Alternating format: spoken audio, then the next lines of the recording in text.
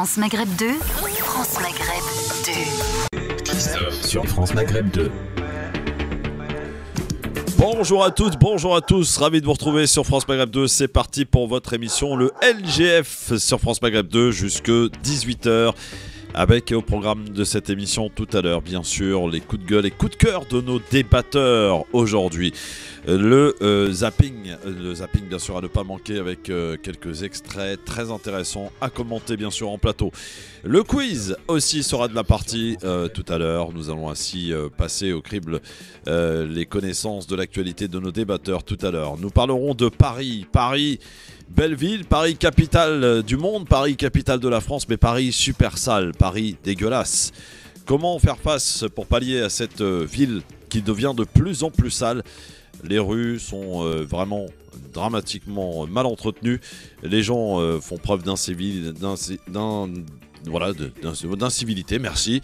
Et voilà, on y reviendra bien entendu. Le zap ou mat, nos débatteurs choisiront de commenter ou de zapper l'information que je leur donnerai tout à l'heure. Et puis nous allons parler aussi de cette réforme des retraites à une semaine de cette grève massive, dit-on, d'ampleur nationale, avec un cran au-dessus de celle que l'on a connue la semaine dernière.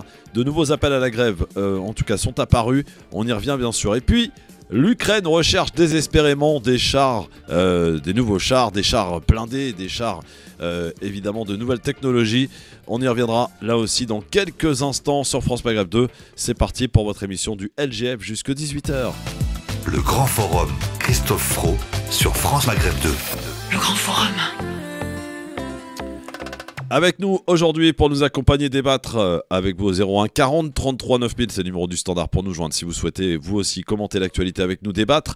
Monsieur Smaïn Tefour, journaliste, comment ça va mon Smaïn ? Très, très bien Christophe, et toi ? Je voudrais saluer nos auditeurs et certains de nos followers en fait sur YouTube, qui donc font de bonnes observations sur nous, et donc j'encourage tous ceux qui nous écoutent donc à se rendre sur YouTube, sur notre compte YouTube, et donc comme c'est imagé, donc c'est plus important quoi, et c'est plus intéressant. Effectivement, l'émission du LGF en vidéo sur la chaîne YouTube de France Maghreb 2 pour voir la belle tête de Smaïn, ou pourquoi pas la belle tête de Jessie Claude. Bonjour Jessie. Comment ça va Jessie ? Bah ça va, et vous tous ? Oui, conseillère régionale toujours. Toujours. Oui. Entre deux rendez-vous, elle vient à la radio. Exactement. Bon, bienvenue ma Jessie pour cette deuxième émission sur France Maghreb 2, bien entendu. On va commencer cette émission, bien entendu, comme d'habitude et comme d'accoutumé, par les clins d'œil. Alors, quels sont-ils ? Eh bien, sous forme de questions, bien sûr, parce que moi j'aime bien poser les questions, c'est un peu mon métier. Alors, ça s'est passé évidemment à 24 janvier. Je cherche Jessie Smaïn, un comédien et homme de radio, créateur de l'émission, célèbre émission qui a duré plus de 30 ans, Pop Club sur France Inter. Il est mort en 2015. De quel animateur s'agit-il ? J'ai pas envie de dire de bêtises, j'ai pas envie de tricher en allant chercher sur internet, donc je préfère donner ma langue au chat. Les animateurs, si je vous dis José Arthur, ça vous dit quelque chose ?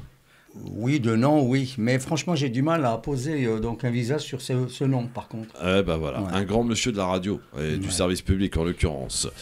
Peut-être plus de chance sur cette deuxième question. Je cherche un homme politique anglais, mort en 1965 à l'âge de 90 ans. Churchill, effectivement. Il a été Premier ministre, le seul homme politique, parce que dès qu'il a dit anglais, Smaïn a directement dit Churchill. Non, mais c'est vrai, parce que j'ai fait le rapprochement, en fait, de par l'année du décès. Exactement. Voilà, il a parlé de Premier ministre. Exactement. Donc, j'y suis allé directement, quoi.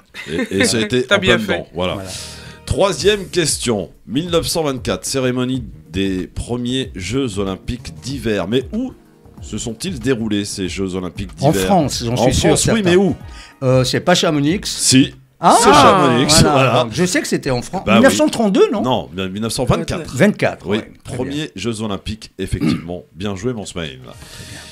Attention, autre question. Fraude colossale. En 2008, quelle banque est victime d'une énorme arnaque de 4,9 milliards d'euros ? Société Générale. Société Générale, mais quelle culture, mon cher Smaïn, bravo. Merci.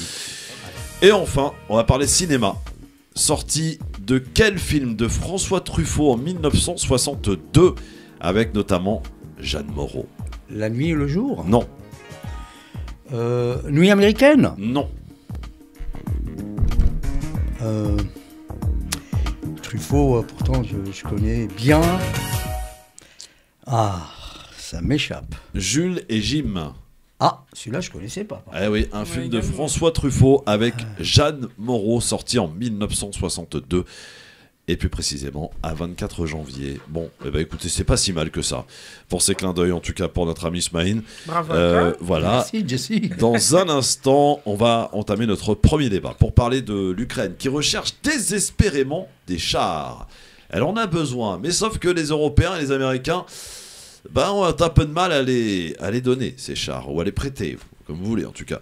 Les Américains pour l'instant disent non, les Allemands disent non également. Il y a une espèce de pression qui s'opère. En tout cas, l'Ukraine fait des appels du pied régulièrement, même des déclarations d'amour aux chars français. 01 40 33 9000. L'Ukraine désespérément recherche des chars. On y revient dans un instant, ne bougez pas. Restez avec nous, le Grand Forum revient dans un instant sur France Maghreb 2. Le Grand Forum. Nous accompagner aujourd'hui, débattre avec vous. 01 40 33 9000. Jessie Claude, conseillère régionale Île-de-France, dans la majorité. Exactement. Oui, de Mme Pécresse. Exactement. Présidente de la région. Voilà. C'est quand les prochaines élections d'ailleurs ? 2028. 2028, d'accord. Smaïn Tefour avec nous, journaliste sur France Maghreb 2. Pour présenter un peu notre sujet, je propose d'écouter ce reportage de France Télévisions sur justement l'Ukraine qui recherche désespérément des chars. Un vieux taco sans âge nous dit amèrement ce jeune tankiste. Il fulmine contre l'Allemagne. Ce pays hésite à autoriser l'Europe à livrer à l'Ukraine les fameux léopards, ces chars d'assaut modernes de conception germanique. Les tanks américains Abraham ou les léopards allemands ont un équipement de pointe. Et surtout, ils protègent mieux avec un blindage efficace. C'est important pour que je reste en vie, comme tous mes frères d'armes tankistes. Cette unité a perdu 8 chars d'assaut dans les récents combats contre les Russes et plusieurs équipages. Le commandant ne donne pas le nombre de soldats tués. Mais il est convaincu qu'avec des chars de nouvelle génération, il y aurait moins de pertes humaines. Convaincu aussi qu'avec ces canons aux commandes rudimentaires, il ne gagnera jamais la guerre. Dans les chars modernes, l'informatique remplace ces vieilles mécaniques. Puissance de feu, cadence, munitions, mobilité, vitesse, tout y est plus performant. La seule chose un peu précise que l'on a est un système pour évaluer au laser la distance entre nous et la cible. Tout le reste date des années 70. Rien n'a changé.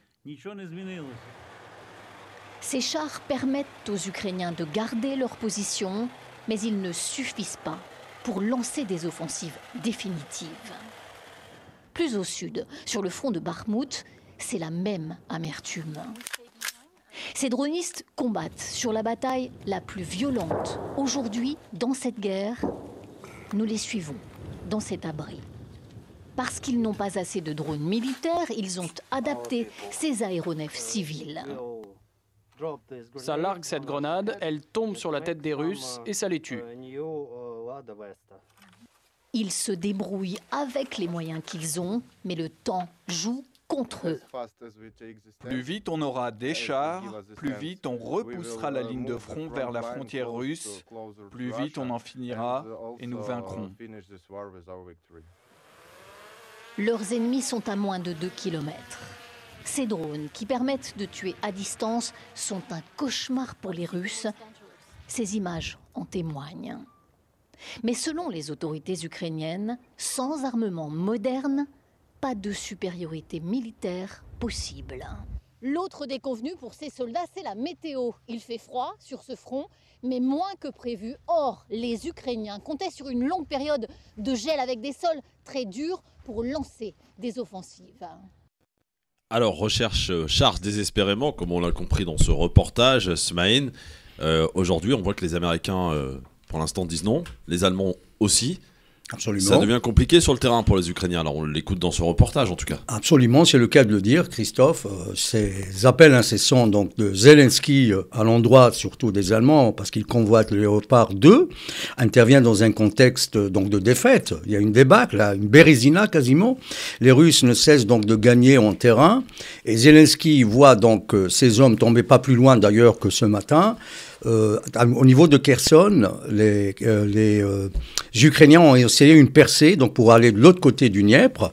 Et ils ont quand même perdu 100 soldats. Donc c'est passé sous silence ici en Occident, on n'en parle pas d'ailleurs.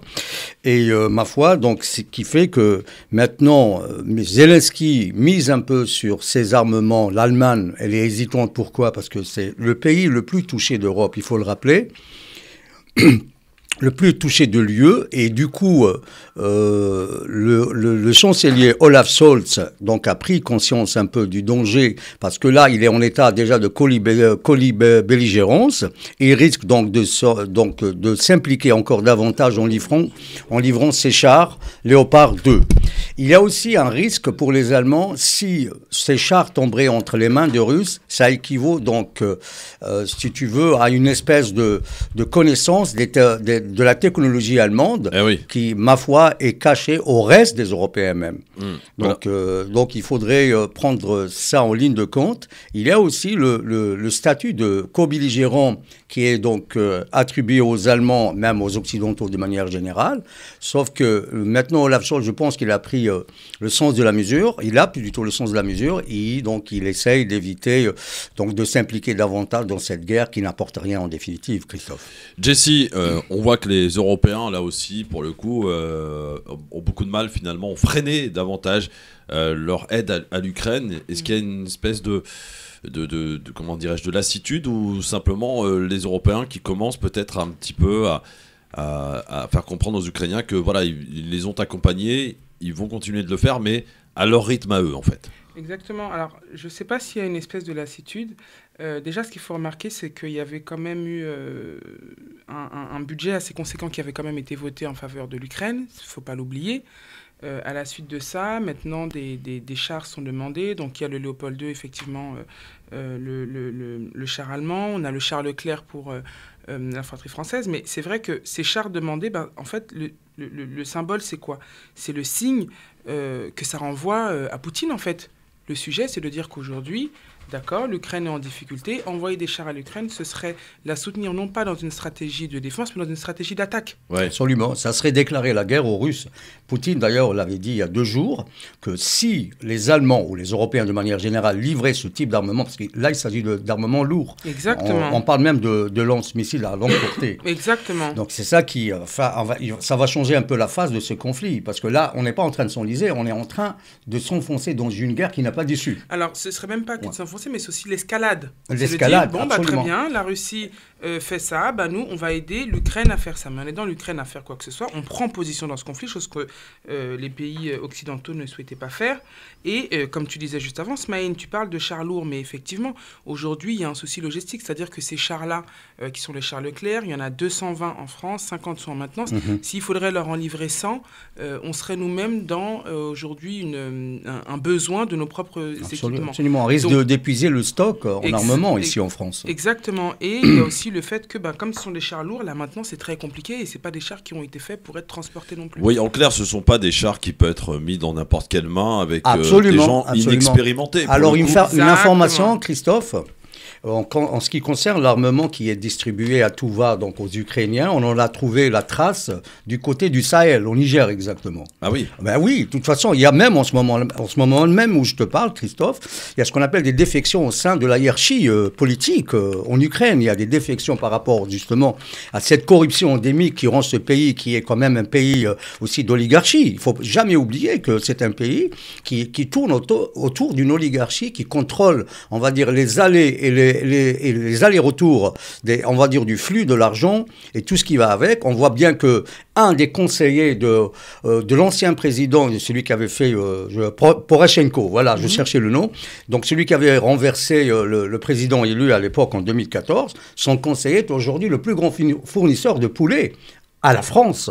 Donc ça vous donne, et avec les mêmes privilèges qu'un pays membre de l'État de l'Union européenne. Et c'est ça qui fait qu'aujourd'hui, on se pose la question, pourquoi cette guerre et pourquoi tout cet armement, sachant pertinemment que maintenant les Occidentaux ont dilapidé 80 milliards de dollars donc, en faveur des Ukrainiens, et ce conflit est en train de s'enliser de manière, on va dire, de manière continue, et c'est ça qui fait que maintenant il va falloir trouver une solution à ce conflit. Parce que là, ici en Europe par exemple, on est en train justement d'en baver par rapport à cette situation d'Ukraine, par rapport ne serait-ce qu'à l'énergie, d'ailleurs à la consommation d'énergie qu'on nous demande de réduire. Et c'est ça qui fait que maintenant il va falloir absolument trouver une solution. Nous avons espéré à un moment donné, parce que les Américains parlaient du sort de Zelensky, il est toujours là malheureusement, ce roi, on va dire, ou ce personnage ubuesque. Et il va falloir quand même essayer de trouver une solution, même sans lui, quitte à le faire sans lui. Et c'est ça le problème aujourd'hui. Il s'est même enfermé dans sa logique de 10 conditions qu'il avait posées à Poutine, qu'il n'allait pas donc discuter avec les Russes. Tant que Poutine est là, Poutine ne va pas partir. C'est ridicule que d'exiger. Dans un instant, on va continuer d'en parler évidemment. On va accueillir Toufik. Appelez le standard de France Maghreb 2 et réagissez en direct au 01 40 33 9000. 01 40 33 9000. Toufik, bonjour. Oui, bonjour à tous. Oui. Bonjour Toufik. Bonjour Toufik. Salam alaikum. Salam. Christophe, je voulais te saluer et saluer tes invités. Et puis surtout, saluer vraiment la personne qui t'a eu hier, le jeune là. Ah, le jeune, ils étaient pas très jeunes, hein. Mais bon. Ouais, je sais pas. C'est celui qui a dit votez blanc et vous verrez qu'ils seront vraiment dans la merde. Ah oui, bah c'est Philippe Pasco. Il est pas très jeune, hein. Philippe Pasco, il vient juste d'être à la retraite et il vient de sortir son livre effectivement. Abstention. La jeunesse est relative. Abstention, il piège a à une con. voix de jeune et puis franchement, avec son franc parler et vraiment, Christophe, je connais tous tes invités et surtout Monsieur Abina. C'est un grand monsieur et puis j'espère que tu vas encore le recevoir quoi. Merci beaucoup Toufik, à très bientôt. 01 40 33 9000 pour évidemment intervenir et parler de ce sujet. Alors pourquoi Jessie, les Américains aujourd'hui freinent un peu on a vu quand même qu'ils ont mis beaucoup d'argent, ils ont livré beaucoup d'armes, ils ont fait ce qu'on peut appeler la guerre par procuration, si on peut dire. Aujourd'hui, les chars américains, ils veulent pas les livrer. Pourtant, ils pourraient, ils ont la possibilité de le faire, la logistique et tout. Mais ils peinent à le faire. Comment on peut interpréter cette petite marche arrière là? Alors, les Américains, c'est un cas très particulier dans la mesure où, à chaque fois qu'ils s'engagent dans un conflit, quel qu'il soit, ils ne font pas qu'apporter un soutien, ils se positionnent aussi d'un point de vue géopolitique et géostratégique. C'est-à-dire que la France, aujourd'hui, lorsqu'elle aide un pays en guerre, on peut considérer qu'elle n'envoie pas de troupes, qu'elle ne fait rien et qu'elle ne prend pas spécialement position ou qu'elle peut se mettre en retrait. Les États-Unis, c'est jamais comme ça. Les États-Unis, à chaque fois que ils prennent position dans un conflit armé, ça les engage toujours eux au niveau de leur politique militaire. Et les Américains, Biden, il est arrivé avec l'idée de dire ok, la guerre maintenant c'est derrière nous. Pourquoi? Parce qu'il a été énormément mis en avant le fait que les États-Unis, c'est un pays, le 3/4 de son existence, il a été en guerre. Donc lorsqu'il enlève ses troupes d'Afghanistan, lorsque les troupes sont parties par exemple d'Irak ou tout un tas d'autres pays dans lesquels il a souhaité se désengager, c'est pas pour derrière aller en Ukraine. Et les Américains aussi le tiennent en rigueur en le disant l'Europe c'est bien, merci mais non merci. Et c'est ce qu'on disait la dernière fois avec son plan Inflation Act, c'est de dire on va se soucier des Américains, on va essayer d'arrêter de faire la guerre un petit peu partout et on va faire en sorte que dans notre pays, on arrive déjà à rééquilibrer les choses. Donc je pense que Biden ne veut pas envoyer des armes, non pas par égoïsme ou je dirais égoïsme ou désengagement, mais plus par souci d'intérêt national de ce qui a beaucoup été reproché aux Américains. Anis est avec nous au standard 01 40 33 9000. Bonsoir Anis. Oui, bonsoir Anis, bonsoir à tous, merci de m'accueillir. Avec plaisir Anis. Alors, ces chars-là, l'appel de l'Ukraine pour ces chars. Ah, écoutez Christophe, ça fait des mois que nous avons analysé la situation et on voit bien que finalement, je ne suis pas très éloigné finalement du résultat des courses. Je veux dire, est-ce que je vais vous répondre par une question? Avez-vous entendu ou relayé les propos d'Angela Merkel ainsi que François Hollande concernant les accords de Minsk? Oui. Voilà, oui. Donc elle avait dit que pour gagner du temps, donc ils ont soutiré ça à Poutine pour justement préparer les Ukrainiens à cette guerre qui se déroule aujourd'hui. Donc ils ont déclaré aujourd'hui, puisque nous sommes dans une phase de dévoilement accélérée, si je puis dire, que aujourd'hui les langues se délient. Et même ceux qui étaient acteurs de la situation disent aujourd'hui, non, finalement les accords de Minsk c'était du bidon, c'était juste pour gagner du temps en faveur des Ukrainiens. Et ça a été déclaré officiellement par Angela Merkel, relayé par François Hollande, qui n'étaient tous les deux finalement que des employés d'un système globaliste. Et aujourd'hui, vous voyez la situation dans laquelle nous sommes. Donc il y a un aveu de premier plan, émis par des personnalités politiques de premier plan.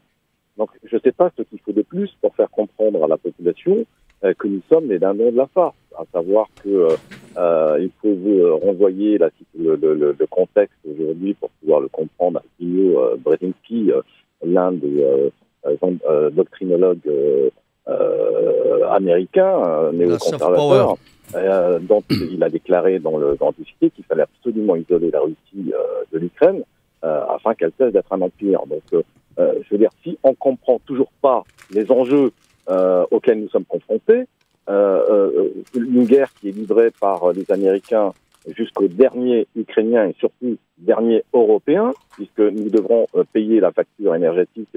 Ça a commencé déjà, Anis. Ça a commencé. Vous savez, la grande obsession du monde anglo-saxon, c'est qu'il ne faut absolument pas que l'Allemagne se rapproche de la Russie, que l'Europe se rapproche de la Russie. Sinon, on sera fini de l'hyperpuissance américaine. Et je vous renvoie également pour comprendre sur le sujet, dont on sait aujourd'hui, allez, à 100%, j'étais au courant dès le départ, que la destruction de Nord Stream 2 n'était pas liée aux Russes, bien entendu, c'est une vaste plaisanterie. Mais on sait aujourd'hui que c'est, puisqu'on n'a pas de preuves absolues, c'est vraisemblablement les Américains avec la complicité des Anglais et des Polonais qui en ont détruit Nord Stream. D'ailleurs, les Russes sont prêts à le reconstruire. Ils l'ont annoncé officiellement, solennellement. Donc voilà quels sont les éléments qui permettent de comprendre. Tout le reste, c'est la littérature. Voilà. Et dernière question, Anis, comment tu pressens un petit peu la suite des choses là on sent que là, si les chars arrivent sur le champ de bataille, ça va être une... Non, vous savez, Christophe, tous ces chars, on peut les nommer Leclerc, on peut les nommer Léopard, ne vont pas changer le cours du rapport de force sur le terrain. Alors, vous avez une puissance énergétique et une puissance militaire comme la Russie. Je vous rappelle que la France n'a que 4 jours de munitions en cas de conflit. Donc, ça a été déclaré par les chancelleries françaises, par des militaires de haut rang qui l'ont confirmé. Donc, arrêtons de nous raconter des histoires. Donc, ce qui va vraisemblablement se passer, et moi, ce qui m'intéresse, c'est surtout ce qu'il y a en France, c'est vraisemblablement que le niveau d'eau est en train de monter, comme je l'avais annoncé il y a quelques mois déjà, il y a peut-être près d'un an, à savoir que le niveau d'eau va monter, que la crise va se radicaliser à atteindre les couches sociales supérieures, y compris bourgeoises, et qu'il va y avoir je dirais, une réaction de la population qui risque d'être extrêmement violente. Et je n'écarte pas la possibilité que l'armée prenne le pouvoir pour assurer la transition dans ce pays, qui va voir la violence de plus en plus se radicaliser sur le terrain, puisqu'il n'y a plus de démocratie aujourd'hui. L'état de droit est en suspens, la population ne se fait pas entendre. Par conséquent, on va assister malheureusement au retour de la violence politique. Bon, on est très loin de ce scénario quand même, à Nice, mais bon, voilà. C'est un scénario qui couve. Oui, c'est un scénario qui vaut ce qu'il vaut. En ce moment, si on n'est pas capable de voir le lait qui est en ébullition dans la casserole, c'est que vraiment... oui, mais le lait qui est en ébullition dans la casserole, si tu l'arrêtes à temps, il n'y a pas de problème. Merci beaucoup en tout cas, moi, Anis, pour ton analyse et à très bientôt. On va dans un instant parler justement, belle transition finalement, faite par Anis, de cette réforme des retraites qui occupe toutes les discussions en ce moment. Et c'est vrai qu'il y a une certaine inquiétude au sein de l'exécutif à une semaine maintenant de cette nouvelle journée d'action. Dit-on beaucoup plus importante d'après les syndicats, en tout cas ils l'espèrent, que la première, c'est le 31 janvier, blocage, grève générale, on parle même d'une grève générale qui pourrait être indéterminée. On va passer dans le dur, nous dit-on, à partir de mardi prochain. Il y a de nouveaux appels à la grève, on en reparle dans un instant. Faut-il s'en inquiéter? 01 40 33 9000, à vous de jouer. Ne bougez pas, le Grand Forum revient dans un instant. Le Grand Forum sur France Maghreb 2. Jeff, merci d'être avec nous et en direct avec Jessie Claude qui est avec nous, conseillère régionale Île-de-France, avec Smaïn Tefour, journaliste sur France Maghreb 2, et vous, chers amis auditeurs, au 01 40 33 9000. On a Khalid qui souhaitait rajouter un petit mot sur l'Ukraine. Bonjour Khalid. Bonjour Christophe, bonjour à vos invités aussi, à tous. Je confirme que ce que disait Toufir tout à l'heure, c'était une émission, c'était du lourd, c'était canon hier avec Monsieur Pasco et les autres. On a dit, il y a eu des vérités qui ont été dites en très peu de phrases, très courtes, mais qui allaient droit finalement dans la conscience politique, j'espère, des gens. Et allez lire son livre qui s'appelle Pilleur d'État. Pilleur d'État, le livre de Pasco. Oui, oui. J'ai acheté d'ailleurs un de ses bouquins, s'il en a fait deux. Et on apprend énormément de choses. Moi, je le cherchais, pour faire court, sur un ou deux élus ici, que je ne donnerai pas les noms, ici, dans le nord de la France, qui étaient mouillés jusqu'au cou dans des affaires très sordides et qui, pourtant, se sont, comme le dit Monsieur Pasco, se font réélire les doigts dans le nez parce que quasiment personne ne va voter. Donc après, il leur restera comme des écoluches que les yeux pour pleurer, comme les yeux pour pleurer. Bah, son dernier livre, le titre est très explicite, hein, Abstention, piège à con, voilà. Et ça n'a jamais été aussi vrai. Ah oui, absolument. Alors, qu'est-ce que vous voulez nous dire, un petit mot sur l'Ukraine, mon Khalid? Oui, juste au sujet donc de Chamonix, la première question, j'avais pensé à toute autre chose, j'avais pensé à la mort du truand, entre parenthèses, Stavinsky, qui était retrouvé mort dans sa chambre d'hôtel en 1934, et dans une histoire sordide qui avait mouillé plein de parlementaires dans cette affaire. Et Stavinsky, la presse avait titré « Il s'est suicidé ». Et le Canard enchaîné avait fait un titre très drôle, très ironique, que Stavinsky s'était tiré une balle dans la tête, alors qu'il avait été suicidé, tué, pour éviter qu'il parle. Et le Canard enchaîné avait dit se suicider d'une balle dans la tête à 4 mètres de distance. C'est vrai que Stavinsky avait le bras long, mais quand même. Et alors, au sujet de l'Ukraine, très brièvement, oui, c'est dur pour les Ukrainiens, comme ça a été très dur pour les Russes du Donbass de se faire canarder pendant quelques années. Chacun son tour, c'est triste. Et au sujet des SAR léopards, j'ai entendu ça ce matin, j'ai pensé à un film qui s'appelle Les 12 léopards aussi, tu vois ce que je veux dire. Encore une 12 salopards, vous faites allusion aux 12 salopards. Oui, c'est ça. Et juste pour l'Europe, De Gaulle avait raison. Je voudrais dire un mot sur De Gaulle et Alexandre Adler, que vous connaissez, l'historien et journaliste, qui est maintenant devenu atlantiste. Mais ce n'était pas le cas à l'époque. De Gaulle qui disait l'Europe, c'est de l'Atlantique à l'Oral. Pourquoi? Il a dit après la guerre, De Gaulle, parce qu'il a vu qu'il y avait presque 25 millions de Russes qui étaient tombés pour libérer justement presque la moitié du monde dans la Deuxième Guerre mondiale. Et là, De Gaulle reconnaît, oui, l'Europe, c'est une forme de reconnaissance du prix du sang qu'a payé la Russie, il fallait l'intégrer dans l'Europe. En même temps, il voulait éviter une Europe uniquement atlantiste. C'est pour ça que De Gaulle refusait l'Europe capitaliste, en intégrant donc la Russie. Et Alexandre Adler, avant qu'il passe à l'ouest, si j'ose dire, il disait ceci, il y a quelques 30 ans, il disait ceci, Alexandre Adler, vous savez, j'avais deux grands-oncles, de braves juifs allemands. Quand les Allemands sont arrivés en 1939, ils ont pris leur bicyclette et ils ont gagné la frontière russe. Ils sont arrivés en Pologne, ils ont rencontré l'armée russe. L'un des deux oncles a vu l'armée russe avec des soldats quasiment pieds nus dans la neige, leurs fusils retenus par des ficelles. Et l'un des oncles a dit non, ces mecs-là ne peuvent pas nous sauver. Cet oncle est revenu vers l'Allemagne et il a disparu dans les camps. L'autre a préféré le camp des Russes. Et Alexandre Adler, dit aujourd'hui, il est encore vivant. Les Français n'en veulent pas de cette réforme. Et d'ailleurs, comme Macron à l'époque, il y a 3 ans, eh bien, à une semaine maintenant, tout pile de cette journée d'action, nouvelle journée d'action prévue le 31 janvier. Mouvement important, paraît-il, les syndicats toujours unis pour l'heure, avec de nouveaux appels à la grève, avec ce reportage de France 24. Pour les syndicats. Dès ce matin à Dieppe, ils se sont rassemblés devant la sous-préfecture pour dire non à la réforme des retraites. Et ils prévoient d'autres mobilisations. Nous allons avoir des actions tous les jours cette semaine. Nous allons maintenir la braise chaude comme elle est depuis jeudi pour que le 31 janvier soit une très grosse journée de mobilisation. Déjà dans les cortèges jeudi dernier, certains manifestants évoquaient un mouvement dur qui ne fait que commencer. Oh, jusque là où on pourra. Donc pour l'instant, on n'a pas de limite. On n'a pas de limite. Nous, on va continuer jusqu'à ce que l'abandon de la réforme, avec les collègues électriciens qui ont commencé aussi à faire des baisses de charges. Jeudi et vendredi, la CGT Pétrole appelle à des grèves perlées dans les raffineries. Ce responsable syndical prévient, tous les moyens seront bons, y compris des coupures d'électricité ciblées. Notamment des bâtiments qui ne servent pas forcément à grand-chose et dont leur activité n'est pas considérée pour nous comme essentielle, autour notamment des permanences des élus.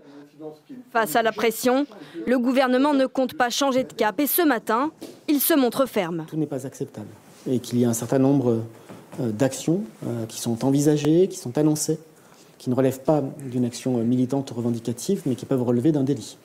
C'est le cas notamment des coupures, notamment lorsqu'elles sont ciblées et volontaires. Les syndicats brandissent une autre menace, celle de créer des blocages pendant les vacances scolaires de février. Voilà un petit peu à quoi on va être mangé, si je puis dire, sur cette réforme des retraites. Jessie, faut-il craindre un enlisement du mouvement? Est-ce qu'il faut craindre que ça se durcisse? Est-ce que vous avez été ciblé par des coupures d'électricité au conseil régional? Pas encore?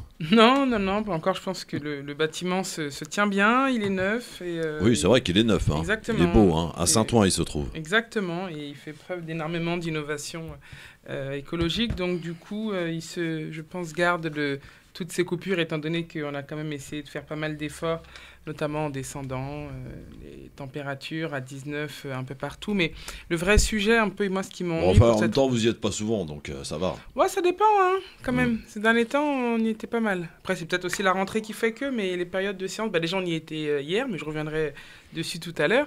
Mais c'est vrai que ce sujet un peu de la réforme des retraites, là où ça m'ennuie, c'est qu'on a entre 70 et 80% des Français qui sont contre, et on a très peu de personnes mobilisées. Donc ce qui est ennuyant, c'est de se dire à quel moment le gouvernement va commencer à avoir peur. Et qu'est-ce qui peut faire peur au gouvernement? Pour toi, il n'a pas peur pour l'instant. Il ne tremble pas. Je ne crois pas, Christophe. Le pays tourne. Je partage l'avis de Jessie. Le pays tourne tant qu'il n'y a rien qui embête réellement les Français. Et c'est pour la raison pour laquelle le gouvernement met en avant des éléments de langage qui sont le fait qu'il ne faut pas prendre en otage les Français, il ne faut pas bloquer les Français. C'est comme s'il mettait une fois de plus les manifestants face aux pauvres Français qui, eux, sont victimes des manifestants, alors qu'ils ne font, je pense, pour une partie d'entre eux, que représenter un petit peu ces 70 ou 80% des Français qui se disent contre la réforme. Entre 1 et 2 millions de personnes dans les rues, quand même, ça fait pas peur, Smaïn? Ben écoute, justement, on est là devant, donc, si tu veux, une bataille de chiffres. Hein, que si on devait donc prendre les chiffres donc allant de chacune des parties, donc du côté police, on en parle de 15 000. Pas pour samedi, hein, je parle de samedi. Non, la mobilisation des jeunes. Mais là, on parle de la manifestation qui va venir ou de jeudi dernier. Jeudi dernier, on parlait de 1 million. 1,2 million reconnus par le ministère en France. Hein. Absolument, c'est le cas de le dire. Mais 2 millions pour les syndicats. Non, mais parce que pourquoi on a minimisé un peu les chiffres? En parlant de la manif de samedi, pourquoi on a minimisé les chiffres? C'est pour dire que quelque part, cet élan de contestation est à bout de souffle. C'est pas le cas. C'est pas le cas. Pourquoi? Parce que maintenant, quand on voit par exemple le cabinet en l'occurrence qui est sur la demande de BFM, et on se pose la question, pourquoi BFM ordonne une telle enquête pour justement peut-être cautionner, je veux dire, étant donné la proximité de ces chaînes avec le pouvoir politique, sachant pertinemment que les accointances avec ces chaînes bien connues sur la place publique, qui ont d'ailleurs discrédité auparavant les Gilets jaunes, et aujourd'hui ils sont en train de tenter de faire pratiquement la même chose, mais je ne crois pas ils vont être... Pardon? En fait, je pense qu'ils essayent de prendre le pouls en avance, avant que des chiffres soient avancés par les organisations syndicales ou par les manifestants. Ils ont essayé, eux, d'avancer des chiffres qui auraient été évalués par une institution sous-évalués, hein. Voilà.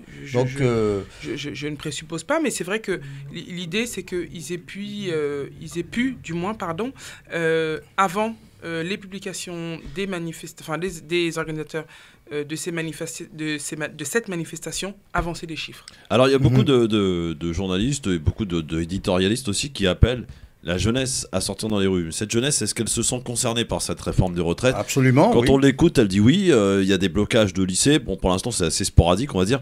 Mais est-ce que ça pourrait peut-être aussi changer la donne, justement, l'arrivée des jeunes dans la rue? Écoute, Christophe, il est de tradition de ne pas mettre à dos la jeunesse, quel que soit le pays. Si les jeunes sortaient maintenant dans les rues, on risque de connaître le scénario de 95 avec Juppé. Et ce gouvernement risque de tomber. Si, ma foi, il ne va pas entendre la voix des Français. Il faut rappeler à nos auditeurs qu'il y a quand même 90% des travailleurs qui sont contre cette réforme. Oui, 87%. Cette réforme. Et si on devait aussi se fier donc, au Conseil d'orientation des retraites, les chiffres sont stables, il n'y a pas lieu de s'inquiéter. Je ne vois pas pourquoi maintenant on parle d'une réforme obligatoire, parce qu'il parle de passage obligé, quand on voit que, par exemple, si on prend la période de la Covid 2020, il est vrai qu'il y a eu un déficit de 13 milliards d'euros, mais en 2021...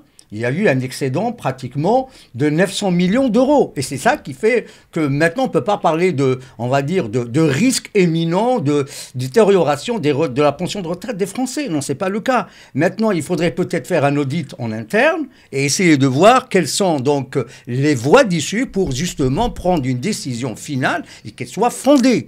Le cas de ce qu'on appelle du gouvernement actuel, on va dire que les orientations politiques, de politique économique ne sont pas du tout compatibles avec les exigences de la retraite. Et c'est là où ça coince, on va dire. Et puis il faut dire aussi que maintenant, si on devait aussi parler de ce qui fâche, c'est plutôt pour les gens qui travaillent pendant longtemps. Ceux qui ont commencé, par exemple, à travailler avant 16 ans.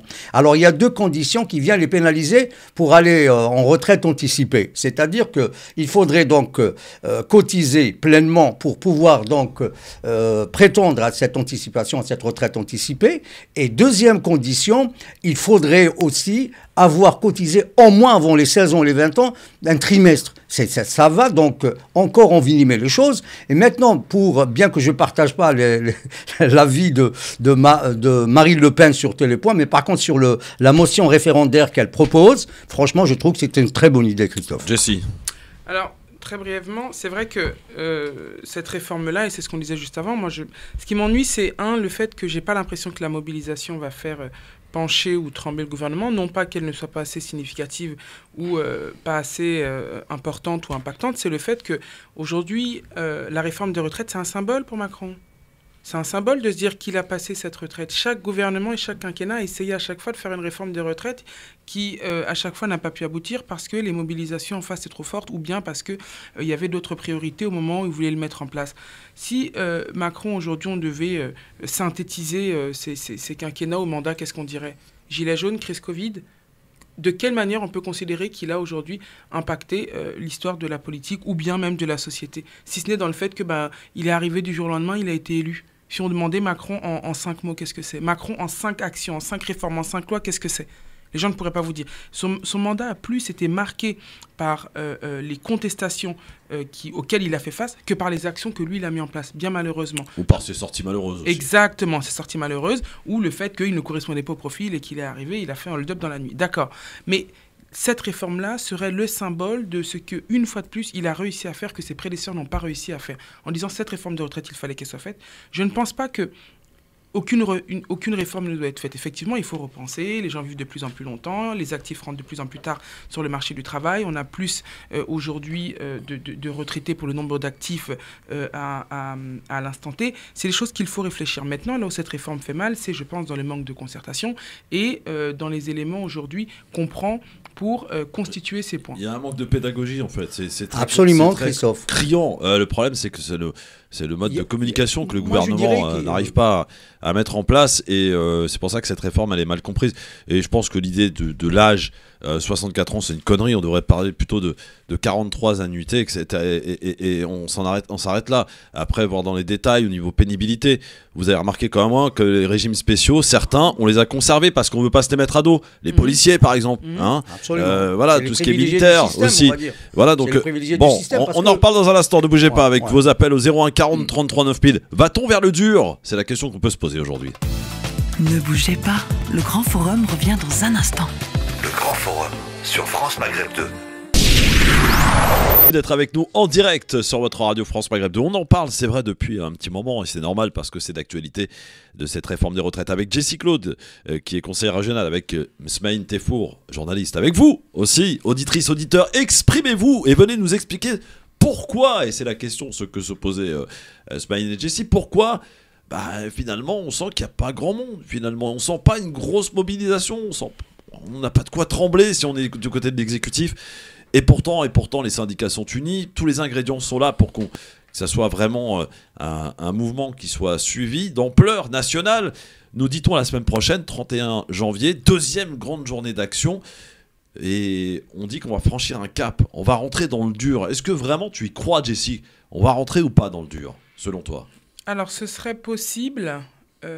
Effectivement, si au-delà de la réforme de retraite, comme ce qu'on disait dernièrement, que tous les... C'est ce que je disais, mais Nicolas m'a repris en me disant que c'était extrêmement de gauche, la convergence des luttes, c'est-à-dire aujourd'hui, on a les boulangers qui sont prêts à manifester. Enfin, ils ont manifesté hier. Ils ont manifesté hier. Ouais. Il y a tellement de sujets que si tout cela venait à faire un effet boule de neige, oui, ça pourrait faire tomber le gouvernement. Mais de façon isolée, sachant déjà qu'ils ont l'appui des groupes politiques LR pour pouvoir faire passer ce projet, j'ai des doutes. Mais ce n'est pas parce que j'ai des doutes que c'est impossible. Je pense qu'ils peuvent surprendre. Les LR, justement, qui jouent un jeu particulier dans cette histoire aussi, Smaïn. Oui, tout à fait. Les LR, ils sont plus ou moins partagés entre le oui et entre le pour et le contre. On a Ciotti, le président du parti, qui est plutôt favorable. Et vous avez une autre Xavier Bertrand, qui est lui contre, par exemple. C'est la scission entre les deux personnes, on va dire. Enfin, c'est le clivage qui est en train de se manifester au grand jour. Pradier, exactement. Enfin, pardon ? Pradier et ceux aussi qui le suivent à l'Assemblée qui sont contre également. C'est surtout, on va dire, un conflit de leadership entre les deux hommes. Donc, mais pour revenir donc à ta question, Christophe, Ciotti, c'est un personnage qui mange à tous les râteliers, pourvu qu'elle arrive à ses ambitions, c'est-à-dire qu'il arrive à concrétiser ses ambitions. Je ne pense pas que ce qu'on appelle le dossier des retraites qui soit très très bien, on va dire, discuté, entamé, très bien pensé, dès lors où on apprend par exemple que les services de la Première ministre Borne, qui avait donc donné une documentation aux différents médias, expliquant, on va dire, pour parler de pédagogie, les étapes donc à franchir et à faire, surtout que les chiffres qu'elle avait avancés, ils étaient exprimés en euros, ce qui est en contradiction avec ce qu'on appelle la logique des chiffres. Généralement, quand on parle de retraite, on parle beaucoup plus en termes de pourcents. Parce que quand on avance, par exemple, un chiffre de 1,8 milliard de déficit pour cette année et qu'on parle de pratiquement 43 ou 44 milliards d'ici 2050, l'écart, je te laisse deviner l'écart, Christophe, entre les deux chiffres. Mais si on devait donc raisonner avec, en pourcentage, on aura 0,1% du PIB en 2022 et de 0,8% en 2050. Donc l'écart, il n'est pas si important que ça. Donc c'est la raison pour laquelle donc, je pense que le dossier de la retraite, il n'est pas si urgent que ça. Moi, je pense qu'il faudrait faire un audit qui soit donc opéré par un organisme qui soit totalement indépendant, qu'il n'y ait pas d'affiliation politique ou partisane. Est-ce que maintenant, pour revenir encore une fois aux médias partisans qui font tout pour faire passer cette réforme, franchement, c'est contre-productif et c'est contre l'intérêt de ce pays. Tu crois pas si bien dire, parce qu'on a appris par des indiscrétions que une dizaine d'éditorialistes de grandes chaînes ont été invités à déjeuner avec Macron pour que Macron leur donne les éléments de langage justement face à cette réforme des retraites. Est-ce que ça aussi, là, on n'a pas franchi un cap? Est-ce que ça, c'est pas inquiétant, ma chère Jessie, que le président de la République invite des éditorialistes, des journalistes à venir dîner pour leur donner des éléments de langage? Alors c'est vrai que je suis assez étonné parce que j'apprends, comme tu dis, cette indiscrétion. Et il y a eu un autre groupe de journalistes qui ont été reçus par des conseillers de Macron, et là on a franchi un cap, c'est Emmanuel Macron lui-même qui a reçu des éditorialistes, notamment Saint-Cric qui est journaliste très connu, je crois, chef de la rédaction de France Télévisions. Oui, c'est bien ça. On a également Duhamel qui est venu, donc qui représentait BFM et tout le groupe BFM RMC, et comme ça des journalistes éditorialistes invités à manger, à dîner avec Macron pour qu'il puisse leur donner des éléments de langage, pour que les médias fassent le boulot du gouvernement, c'est-à-dire expliquer cette réforme de retraite, eux qui n'y arrivent pas en fait. Écoute, Christophe, je ne pense pas que les professionnels des médias soient des économistes. Donc il faudrait plutôt faire appel à des économistes pour leur expliquer et surtout demander de la rescousse. Parce que là, il y a polémique au sein de la société française. On n'est pas d'accord sur cette réforme. Même si après le gouvernement va nous faire, on va dire, des tours de passe-passe, nous faisant donc croire comme quoi on est devant le péril d'une dégringolade, enfin du système de retraite ici en France. Là, j'en doute, franchement, j'en doute, Christophe. Mais il faudrait quand même faire appel, encore une fois, au risque de me répéter, à des professionnels en termes d'économie pour justement parler, on va dire, des contours de cette réforme. Jesse, l'idée de référendum aussi a circulé de la part de l'opposition. Est-ce que ça serait une bonne idée? Le Front National qui l'a proposé. N'en veulent pas. Alors, on propose là au référendum aux Français. À vous de choisir. Ce serait oui, intéressant, étant donné que c'est pour les Français. Pourquoi ne laisserions-nous pas les Français décider eux-mêmes de ce qui est censé être bon pour eux, si tant est qu'on leur informe réellement des tenants et des aboutissants de cette réforme? Ce ne serait pas une mauvaise chose. Je pense que le gouvernement ne s'y risquerait pas au vu de l'impopularité. Oui, parce qu'il connaît le résultat. Exactement, il connaît l'impopularité de cette réforme. Maintenant, dans ce que tu disais juste avant sur ces probables, sur ces dîners qui auraient eu lieu, en fait, c'est un peu un baromètre. Ça montre que le gouvernement a peur. Bah oui. Quelque part, oui, c'est un indice. Pour moi, c'est un indice du fait que le gouvernement a peur, se sent très impopulaire et très peu audible de par les éléments de langage qu'eux-mêmes essaient de disperser. En face de ça, ce qui est alarmant, c'est le fait qu'on invite des journalistes pour discuter ou pour leur dire quoi dire, et puis après on s'étonne quand il y a la montée des fake news, que plus personne regarde la télé et que les jeunes aujourd'hui préfèrent s'informer sur les réseaux sociaux. Mais c'est nous-mêmes qui alimentons cette problématique de l'information lorsque ceux qui sont censés diffuser les informations indépendantes les font de façon... il semblerait partisane et dirigée. Donc on ne peut pas s'étonner que les gens se détournent des informations qu'on leur donne quand nous-mêmes on essaie de renter les informations qu'on leur donne. Donc bon. En tout cas on en reparlera évidemment. On rappelle que la nouvelle journée d'action c'est mardi, qu'il y a aussi les raffineries, 26, les syndicats pétroliers qui s'y mettent dès jeudi. On risque peut-être de reconnaître un peu la situation, pas tout de suite, mais en tout cas de celle qu'on a connue fin octobre en France, avec des pénuries de gasoil, de carburant. D'ailleurs, entre parenthèses, vous avez certainement vu comme moi les carburants qui ont bien monté. Là, on est vraiment là, les 2 euros. On y est quasiment partout. Là, pour le coup, on se souvient que les Gilets jaunes avaient commencé leur mouvement à cause du prix du carburant, entre autres. On était aux alentours d'1,40 €, 1,50 €. Là, 2 euros, personne ne bouge. C'est vrai que c'est particulier, c'est bizarre. On a du mal à comprendre. Mais il y a une espèce, et on en parlait hier, de résignation qui s'est installée aujourd'hui.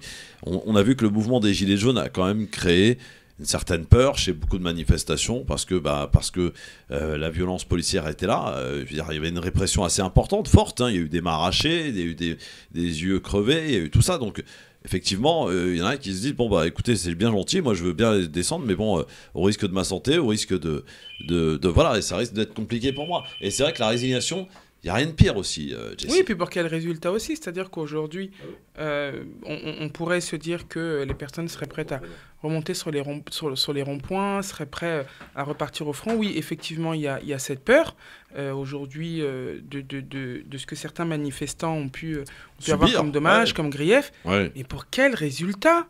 C'est-à-dire que quand on va dans les rues, dans les ronds-points, et qu'on dit l'essence est trop chère, d'accord, qu'est-ce qui se passe après ça?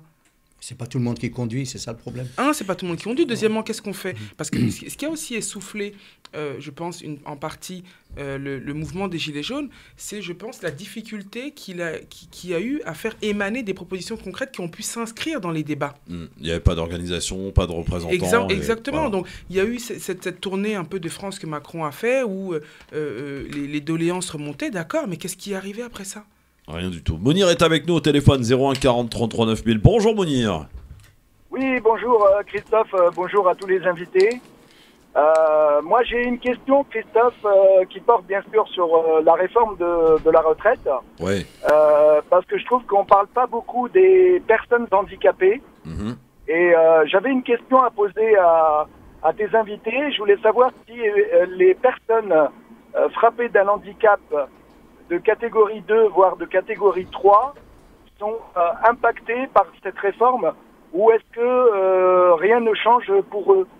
Voilà ce que je voulais savoir. Alors, je ne sais pas si Ismaël ou Jesse peut répondre à cette question. Moi, j'en ai pas la moindre idée. par rapport aux handicapés. Sommairement, Christophe. Oui. Sommairement, on ne peut pas parler. Pourquoi ? Parce qu'on n'a pas évoqué justement. D'abord, on ne connaît pas tout encore. On ne connaît pas justement. Tout à l'heure, je parlais de contours, Christophe. Je parlais de contours. Parce que les contours ne sont pas très très clairs en ce qui concerne cette réforme. On a parlé dans un premier temps de retraite universelle. Donc ça pourrait inclure les handicapés dont parle Mounir. Et donc maintenant, on est revenu un peu sur l'âge, on est revenu un peu sur certains, on va dire, traits de cette réforme. Mais malheureusement, le gouvernement a l'air décidé. Après, est-ce qu'ils vont continuer ou vont maintenir le cap ? On ne le sait pas. Pour revenir à la question sur les handicapés, je ne pense pas qu'ils vont être touchés parce qu'ils font partie quand même de la catégorie de personnes, on va dire, fragiles et précaires ici en France. Et donc, ils ont des droits très, très bien donc, structurés et protégés. Je ne pense pas. Mais là, je parle sur la base de connaissances en termes de droits, on va dire. Mais sur les contours comment on appelle ça, de la retraite, je ne peux pas vous assurer, donc, dans l'absolu, comme quoi ils ne sont pas concernés. Mais je pense, au titre justement du droit et au titre, si vous voulez, des lois qui préviennent ce genre, on va dire, de dérapage, je pense que les handicapés sont largement protégés. Jessie, peut-être un mot là-dessus ? Pas spécialement, je ne m'aventurerai pas parce qu'effectivement, si on avait des éléments qui avaient déjà été présentés, beaucoup d'éléments. Il aurait pu peut-être être possible pour nous de pouvoir développer dessus, mais je ne me risquerais même pas à donner un quelconque avis ou à potentiellement argumenter parce que j'aurais pas envie de faire d'impair. Il n'y a pas des éléments. Il n'y a pas assez d'éléments. On ne sait pas encore, Mounir, en fait. Il faut attendre. Voilà. Alors juste, Christophe, si je peux me permettre, pour information, mais avec des pincettes, je dis bien avec des pincettes, d'après mes renseignements, mais encore à prendre avec des réserves, les personnes handicapées de catégorie 2 et 3 peuvent toujours partir à l'âge de 62 ans, d'accord, sauf erreur de ma part, ils ne sont pas obligés de totaliser la totalité de leur trimestre à la condition qu'ils aient cumulé au minimum 120 trimestres dans leur carrière. Mais ça, c'est ce qui est actuel. Mais à savoir, est-ce que ça va changer ? Est-ce que ça va changer ? Est-ce qu'on va toucher à ça ? Ça, on ne sait pas encore en tout cas. Merci Mounir pour cette question. À très bientôt mon Mounir. 01 40 33 9000. On va passer maintenant au zap. Je zappe ou je mate ?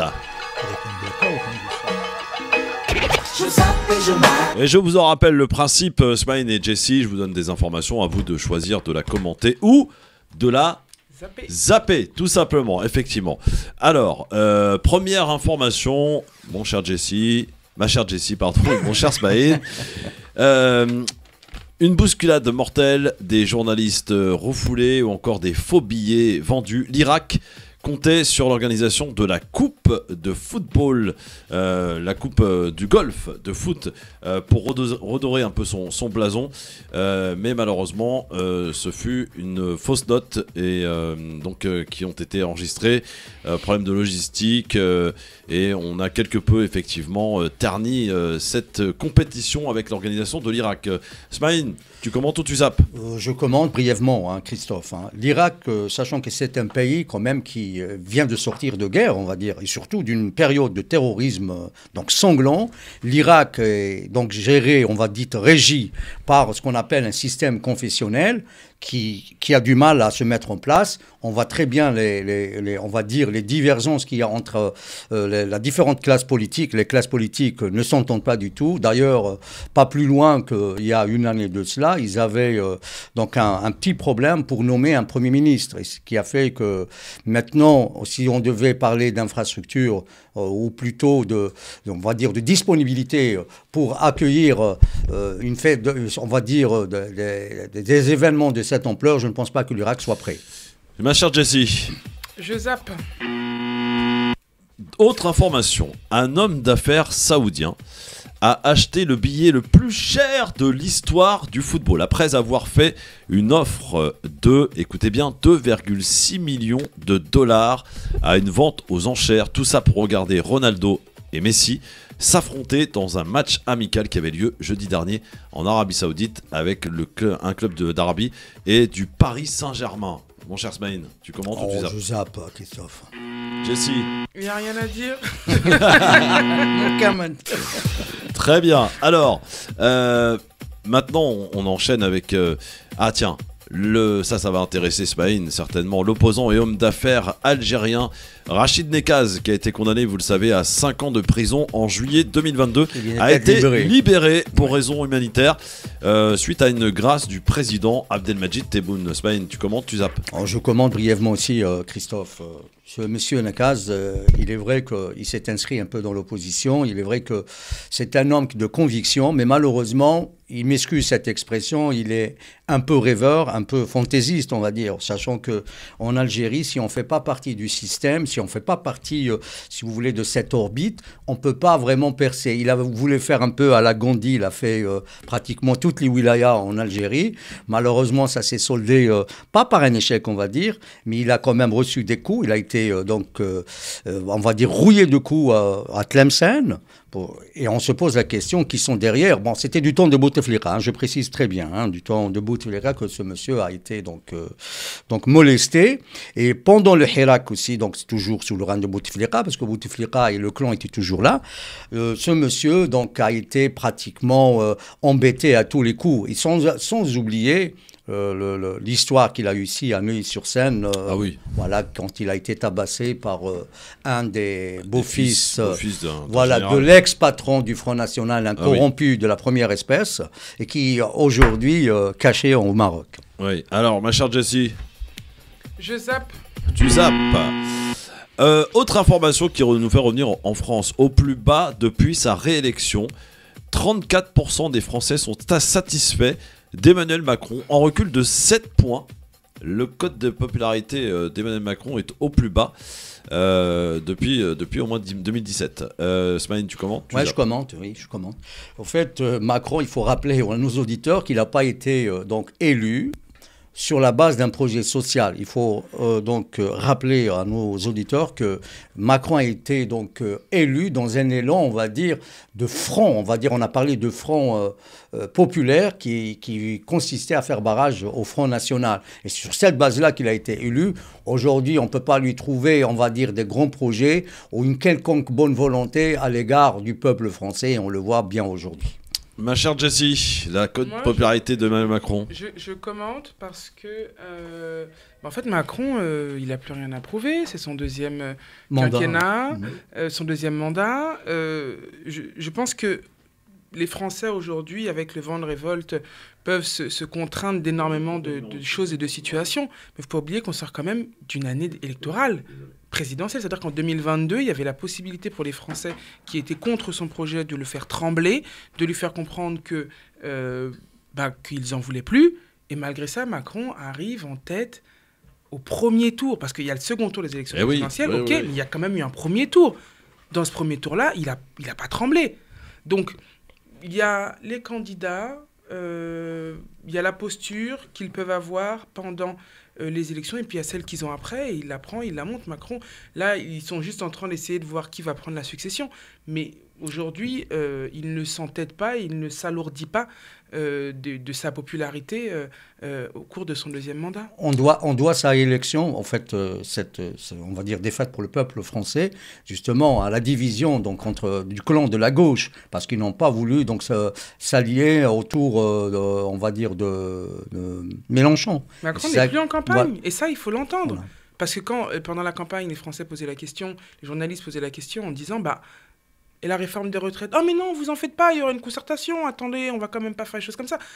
Et tout le monde écoutait comme s'il n'avait pas déjà avancé une certaine forme de rigidité vis-à-vis de son programme social. Donc, moi, je ne m'étonne pas qu'il soit aussi bas, mais je m'étonne que les gens ne l'aient pas vu plus tôt. Pour revenir aux réformes, Christophe, je ne pense pas que ce projet de réforme dépende uniquement de Macron.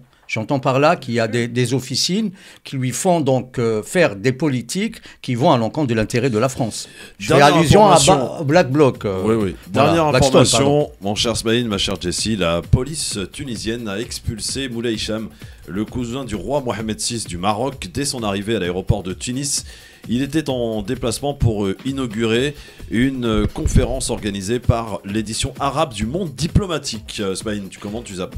Je commente. En fait, c'est pas la première fois d'ailleurs. Oui, c'est pas la première fois. Il faut rappeler que Moulay Hicham, il s'oppose au roi Mohammed VI. Il est carrément donc à l'antipode des idées de Mohammed VI. Il faudrait donc pourquoi les Tunisiens l'ont donc expulsé, c'est pour se mettre en conformité par rapport à la politique maroco-tunisienne, sachant que les Tunisiens, quand ils ont aussi le chef très beau fixe non plus en ce moment. Hein. Oui, je sais bien. C'est par rapport justement, j'allais y venir, Christophe, par rapport au chef de Polisario qui a été reçu par les Tunisiens. Oui. Et c'est dans ce sillage-là que les Marocains donc se sont révoltés contre le pouvoir de Carthage. Et aujourd'hui, pour se rattraper, on va dire les choses, Kais Saïd donc a décidé d'expulser, on va dire, ce roi fantoche, hein, parce que lui aussi convoitait donc le trône marocain. C'est dans ce cadre-là qu'il agit politiquement. Jessie, comment tu zappes? Je zappe. Et ça en est terminé évidemment pour le Je zappe Oumat et retour demain. Évidemment, dans un instant, pourquoi Paris est aussi dégueulasse? Pourquoi les rues de Paris sont devenues parfois un nid à rats? Pourquoi on ne circule pas dans cette ville? Pourquoi c'est le bordel? Pourquoi franchement cette ville a été dégradée à tout point de vue? Vous qui êtes taxi, qui êtes VTC, vous pouvez nous appeler aussi pour nous donner un petit peu des exemples de ce que vous voyez vous au quotidien. Vous qui habitez Paris, venez nous dire, vous qui êtes provinciaux et êtes venus peut-être vous promener à Paris, nous dire que franchement cette capitale française, qui est peut-être considérée par certains, et notamment par la maire de Paris, la plus belle ville au monde, est aussi dégueulasse. On en reparle avec vous au 01 40 33 9000. Ne bougez pas, le Grand Forum revient dans un instant. Le Grand Forum sur France Maghreb 2. Jeff, messieurs, dames, le Grand Forum sur France Maghreb 2, tous les jours de 16h à 18h. On est là, fidèle au poste, avec aujourd'hui Jessie Claude, conseillère régionale. On dit conseillère, hein? On dit conseillère, oui. Exactement. Conseillère régionale, hein, au sein de la majorité. Comment s'appelle le groupe? Île-de-France Rassemblée. Île-de-France Rassemblée, voilà. De la présidente Valérie Pécresse. Smaïn Tefour, journaliste, avec nous sur France Maghreb 2. Et avec vous au 01 40 33 9000. Je compte sur vous là pour que vous veniez nous parler de Paris un petit peu, de cette capitale, capitale du monde, disait Anne Hidalgo il y a encore pas si longtemps. Paris est dégueulasse, Jessie. Eh ben, ça m'ennuie parce que je me joins vraiment à Madame Hidalgo, et pour avoir quand même voyagé, j'ai toujours constaté au fond de moi que Paris est réellement la plus belle ville du monde. Franchement. Alors ça m'ennuie. Elle ne l'est plus, Jessie. Elle ne l'est plus, cette ville. Ça m'ennuie de devoir me rallier à ceux qui pensent qu'elle ne l'est plus, parce que c'est vrai qu'en termes d'architecture, en termes d'histoire, en termes même d'énergie, vous savez, toute la culture qu'il y a dans cette ville, enfin, il y a quelque chose. Et effectivement, Paris est extrêmement sale. Alors malheureusement, est-ce que c'est dans la tradition que nous avons français, qu'on considère comme étant, je sais pas, peut-être pas les plus propres du monde, ouais, exactement. Oui. Mais je pense que ce qui est assez embêtant à Paris, c'est que les incivilités, j'ai l'impression qu'elles sont pas trop sanctionnées. Absolument, c'est le cas. Quel genre d'incivilité? Je sais pas, moi des fois je vois des gens qui jeter des canettes par exemple, par deux, voilà. Les gens jettent des choses, enfin c'est tout à fait, ça dérange personne. Ouais. C'est vrai. C'est le cas de le dire, Jessie. Je suis entièrement d'accord. C'est quelque chose qui m'ennuie, c'est de se dire que. Puis alors les rats. Il y en a partout. Alors les rats, n'en parlons pas. Mais la dernière fois, j'avais fait une proposition que, tu sais, tous les mouvements qui soutiennent le fait qu'il ne faille pas partir à la chasse des rats fassent un élevage chez eux, ou bien qu'ils les prennent tous. C'est une bonne chose, qu'ils fassent un petit jardin de rats, enfin ils font ce qu'ils veulent. Bon, c'est n'importe quoi. Ça. Mais qu'ils les prennent en fait. Qu'ils les prennent, qu'ils fassent ce qu'ils veulent avec leur rongeur favori, mais... C'est vrai qu'à partir du moment où ça gêne, on ne peut pas imposer, je pense, aux gens de devoir cohabiter avec les rats. Surtout qu'ils sont porteurs de germes.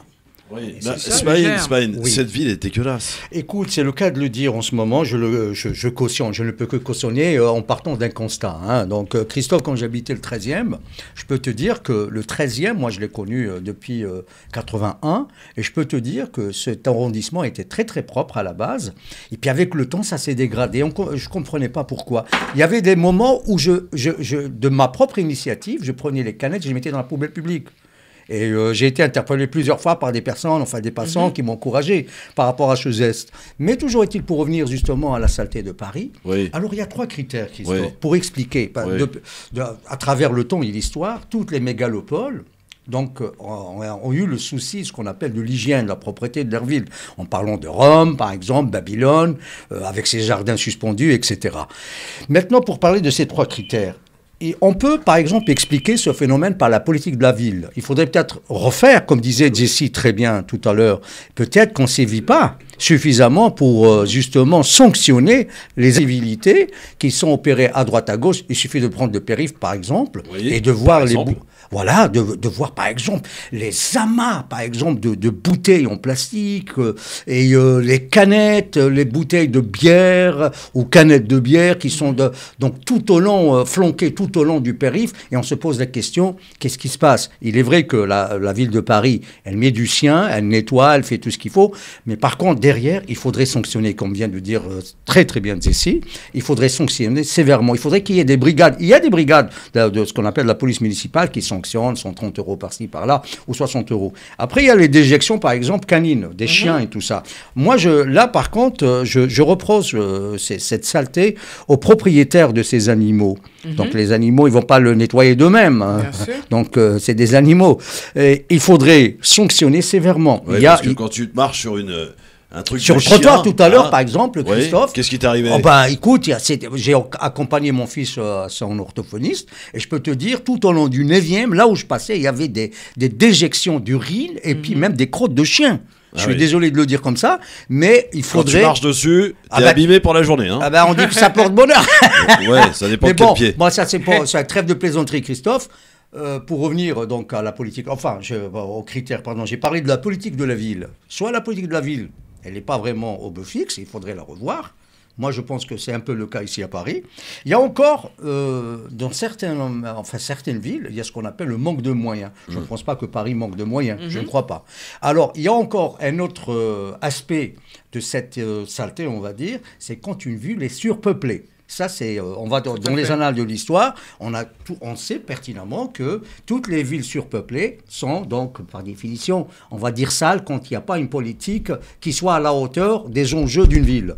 Donc, c'est le cas de Paris actuellement. Et quand on voit maintenant, pour revenir à Hidalgo, avec laquelle je ne suis pas du tout d'accord, ne serait-ce que par rapport au labyrinthe qu'elle vient de nous créer ici, à Paris, par rapport, moi qui suis donc automobiliste, je suis obligé d'utiliser ma bagnole par rapport à mon fils qui a des complications à marcher. Donc, je suis obligé de prendre, parce que j'ai même une carte pour circuler avec, et je peux te dire qu'il est vraiment difficile, Christophe, de circuler à Paris. Déjà, c'est un aspect qu'il faudrait quand même revoir. Il y a encore un autre aspect encore, c'est le budget qui est consacré justement à cette refonte des rues. Et c'est le budget qui est consacré. Pourquoi ne pas consacrer ce budget à l'hygiène de cette ville qu'on prétend la ville lumière et la ville, la plus belle ville au monde? Il est vrai que c'est une... Abîmé cette image. Abdel, n'est-ce pas? Paris est dégueulasse, Abdel. Hein. Oui, c'est pas ça le pire. C'est que, écoute, moi, Christophe, il s'avère que j'ai travaillé il y a ça 25 ans, 30 ans à Paris. J'étais garde du corps pour des Saoudiens. L'argent coulait à flot. Aujourd'hui, tous les magasins ont fermé. Tout ce qui est effectif, ça a fermé. Moi, mon Saoudien, quand il venait avec tout son personnel. Il prenait un hôtel. En un mois, il usait 3 millions d'euros. Entre les cabarets, les hôtels, les restaurants, les pourboires, les boîtes, il y en avait partout. Là, il n'y a plus rien parce qu'on ne peut plus se garer. Aujourd'hui, les Saoudiens, moi, j'avais perdu mon emploi, donc je me suis reconverti à autre chose. J'ai beaucoup d'amis chauffeurs, gardes du corps, qui avaient des commerces, des restaurants, des cabarets orientales. Tout ça, ça a fermé. Il y a eu une guerre qui a été faite contre ça. Et aujourd'hui, les Saoudiens, quand vous leur dites non, je viens à Paris, ils viennent plus. C'est au profit de Londres ou du Maroc ou des États-Unis d'Amérique. Voilà, tout ce qu'on a perdu. Et elle est déficitaire, je crois, de plus de 100... elle atteint presque les 100 milliards, Paris, de déficit. Oui, elle est déficitaire, c'est le cas de le dire. Voilà, à cause de ça. Donc, il y a une manne d'argent qui a disparu.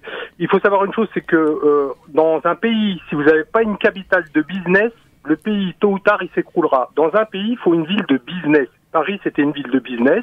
Ils venaient pour ça. Aujourd'hui, ils veulent plus en entendre parler parce que c'est devenu une ville de vélos, de patinettes et ils peuvent plus se garer. Moi, mon Saoudien, il adorait venir avec ses 4-5 voitures. Tu te rends pas compte de faire venir des voitures par avion. C'était une rente pour la France extrêmement importante de faire venir 4 voitures d'Arabie Saoudite. C'était ça, les Saoudiens. Aujourd'hui, tout ça a disparu au profit de Londres, et je te le confirme, hein, parce que c'était mon milieu. On allait à 3h du matin, on pouvait aller acheter des crêpes en sortant de la boîte de nuit. Les filles pouvaient aller acheter plein de choses. Ouais. C'était Tu t'es bien éclaté, mon Abdel, hein, ce que voilà. je vois. Hein, tu t'es bien éclaté, dites donc. Voilà ce qu'elle a fait, et parce que elle a misé sur le tourisme, mais quand il y a un virus, ah bah Paris s'écroule parce que les touristes ne peuvent plus venir. Ouais. Merci mon Abdel en tout cas pour avoir planté le décor là pour le coup. Et c'est un problème, c'est vrai que les touristes désertent Paris aujourd'hui. En fait, très brièvement, il y a une problématique un peu sur Paris aujourd'hui, c'est que c'est une ville-monde, et je pense que la politique aujourd'hui que met en place Madame Hidalgo est celle en fait des habitants. J'ai pas l'impression qu'elle pense la ville de Paris comme la ville-monde qu'elle est, devant aussi se mettre aux standards mondiaux. Elle pense Paris comme ses électeurs aimeraient qu'elle la voie, et en se disant on se met au standard des électeurs, ils veulent des pistes cyclables, je leur mets des pistes cyclables, même si ça enlève des places de voitures et que ça tue le commerce. Ouais, alors, donc, au bout d'un moment, il faut savoir ce qu'on veut. Il a raison aussi, Smaïn, tout à l'heure, on peut plus circuler dans cette ville, c'est un bordel sans nom. Les 30 km/h, c'est n'importe quoi. Absolument, elle voulait même réduire une voie du périph'. Oui, c'est pas fait encore. Voilà, c'est pas fait. Mais c'est du n'importe quoi, Christophe. Oui, donc c'est le Paris des habitants contre Paris, la ville monde. Il n'y a pas de souci, mais maintenant que tous les restaurants ferment, Hidalgo, que l'économie est en déclin parce que les gens pour qui on fait ces boutiques ne viennent même plus acheter dedans. Faut se poser la question et savoir ce qu'on veut. C'est clair, tout à l'heure, notre auditeur, enfin notre intervenant, il avait raison de souligner que la voiture a été carrément bannie. Ça a commencé avec Delanoë qui avait dit « je vais les dégoûter » en parlant des automobilistes. Et elle agit pratiquement de la même manière que lui. D'ailleurs, je crois que c'est son élève quelque part. Et maintenant, elle est en train de mettre à exécution le plan de Delanoë, c'est la prolongation. Jamel est avec nous au standard 01 40 33 9000. Jamel, bonsoir. Oui, bonsoir mon Christophe, bonsoir à toutes et tous. Bonsoir mon Jamel, Paris est dégueulasse, Paris n'est plus Paris. Oh, ben, moi, je vais rebondir vite fait sur ce qu'a dit Madame la conseillère. C'est que Madame Hidalgo ne pense pas à Paris habitants. Elle pense à Paris sur une tranche d'habitants. La totalité, loin de là. Les moi, bobos. je vais lui dire concrètement parlant, c'est une tranche d'habitants de Paris qui sont contents des aménagements. Et moi, je trouve bien qu'il y ait certains aménagements. Mais comme d'habitude, c'est comme une réforme. Il y a l'art et la manière. Et donc, quand on fait un peu tout et n'importe quoi, ça ne plaît pas. Maintenant, le problème de la propreté à Paris, moi, je vais dire que ce n'est même plus qu'à Paris. Ça s'est même étendu à l'Île-de-France. Absolument. L'Île-de-France est, pardonnez-moi du terme, mais dégueulasse. Moi, je vais le dire. Là où j'habite, je vois la Tour Eiffel et je suis pas à Paris du tout. Mais je vois des rats tous les jours. Et pourquoi ? Parce que d'un autre côté, on a des gens qui s'en fichent royalement et de plus en plus. On jette ses ordures normalement quand tu sais que quelqu'un vient poser de la poubelle sans se donner la peine d'ouvrir, alors que le plus galère, c'est quand même de descendre ses poubelles. C'est pas à 30 cm, et je ne rigole pas en disant 30 cm, qu'on va lâcher le truc. Mais les gens sont de plus en plus sales. Paris en fait partie, la petite couronne et la grande couronne en fait partie. Moi, je suis un Auversois convaincu. Je salue les amateurs de Van Gogh. Donc, donc voilà, je vis un peu à droite à gauche. Je vois ça. Je bosse à Argenteuil, je vais à droite à gauche en Ile-de-France. C'est le même constat.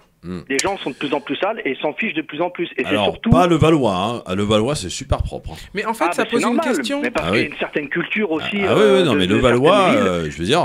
Voilà. Mais ça pose une question, et moi, je me suis souvent demandé ça. Comment ça se fait que dans les endroits, des fois, où on va, où c'est assez chic, des immeubles très anciens sont très beaux et très bien entretenus.